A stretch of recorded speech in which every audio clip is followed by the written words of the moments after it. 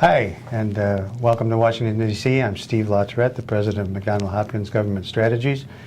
And joining me today is Mike Pascoe from Illinois, and worked on the Hill for a number of years, most notably for a congressman from Illinois named Aaron Schock.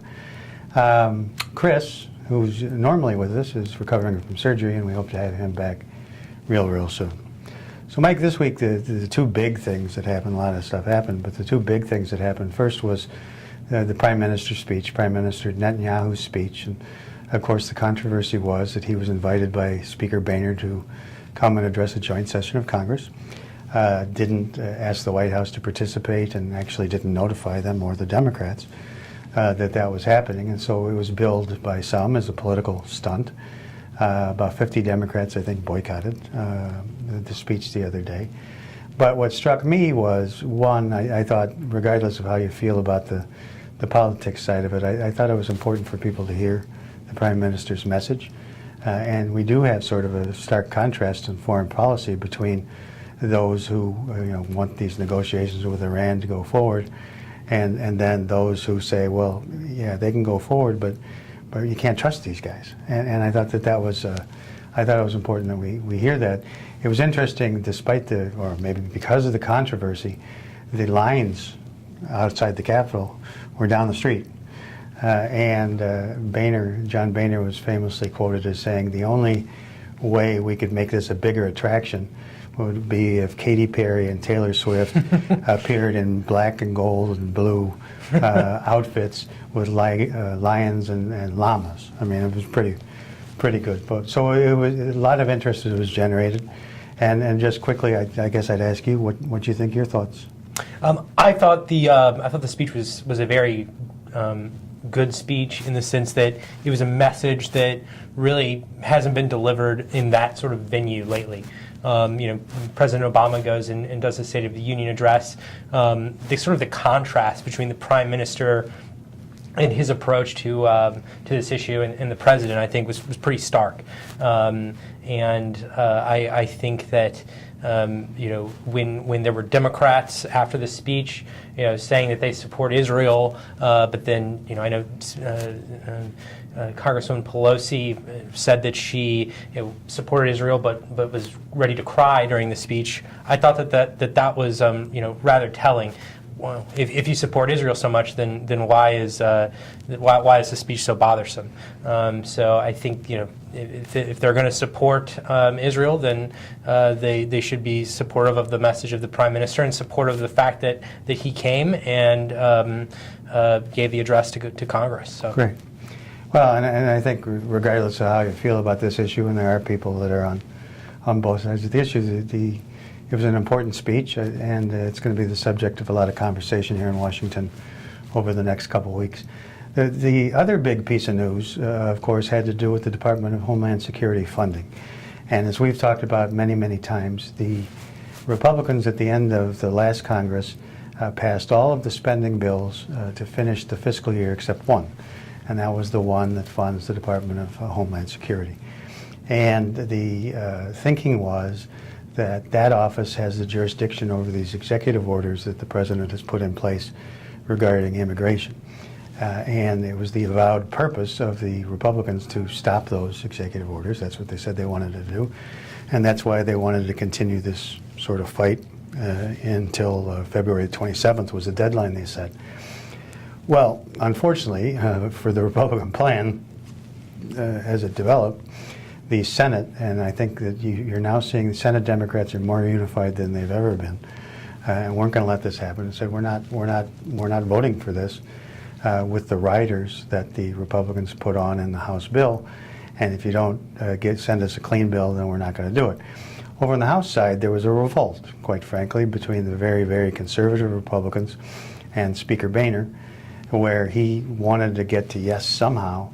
But at the end of the day, he was required, because of the way he thinks the government should operate, to capitulate and put a clean spending bill on the floor to fund the Department of Homeland Security for the rest of the year.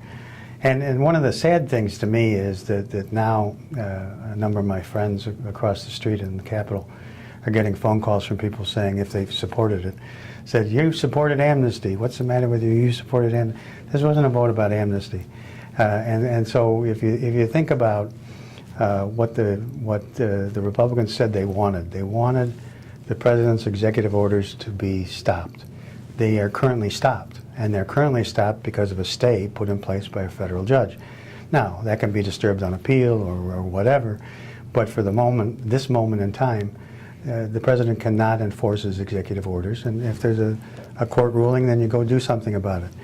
But the countervailing view that to hold the Department of Homeland Security funding when you have ISIS pretty active not only around the world, but threatening to send lone wolves to the Mall of the Americas in Minnesota and shoot Americans, I don't think this was a fight the Republicans could win. But of course, now that the Speaker's made his decision, the bill is passed, the Senate's concurred, and it's gone to the President for his signature, Speaker Boehner's under a lot of fire from the right. And I think that that's an additional story that's going to be told over the next couple of weeks. The Congress isn't here next week, and so we'll see what sort of mischief is created when they're all back in their districts and they hear from people. Last thing I wanted to just quickly mention, because we're very proud at McDonald Hopkins Government Strategies to be affiliated with McDonald Hopkins, the law firm, and we have an office in Chicago, downtown Chicago, a very nice location. And I mentioned that you worked for Congressman Schock, and so I think the folks in the Illinois office and their clients might be interested. Congressman Schock's been in the newspaper a little bit recently. It's not all been flattering. And I guess just as someone who used to work there, you know, do you think this is a tempest in a teapot, that this is something that's going to blow over, or do you think that this is something that potentially has legs and we're going to hear more about?